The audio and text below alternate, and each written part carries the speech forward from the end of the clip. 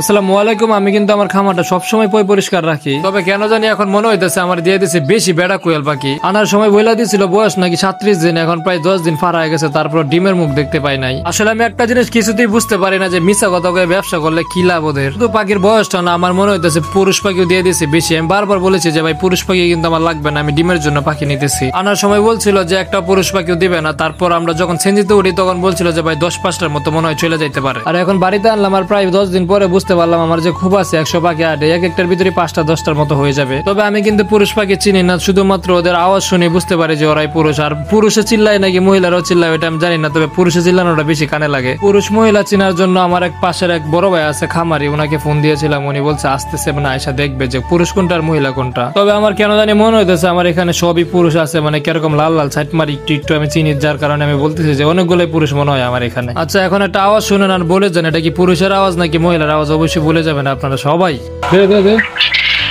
পাখির আওয়াজটা শুনে কোনো কথা নেই, ওরা ধরার জন্য আমি প্রস্তুত হয়ে গেছিলাম যে ওরা দেখবো ভালো করে যে পুরুষ না মহিলা, এটা আমি চিনি না, তার জন্য একটু ভালো করে দেখবো। তবে এটাকে দেখার পর আমার কেন জানি পুরুষই মনে হইতেছে আর এটা মনে হইতেছে মহিলা, তবে ততটা চিনি না, তার জন্য বড় ভাইকে ফোন দিছি, বড় ভাই আসবে। তবে আমার পাখি কিন্তু আগের থেকে খাবারটা অনেকটা কম নষ্ট করে, আগে কিন্তু অনেকটা বেশি করতো, তারপর আমরা ওষুধ দিয়েছিলাম, এখন অনেকটা সুস্থ আলহামদুলিল্লাহ, ভালো আছে। তো সবাই ভালো থাকবেন, আসসালামু আলাইকুম।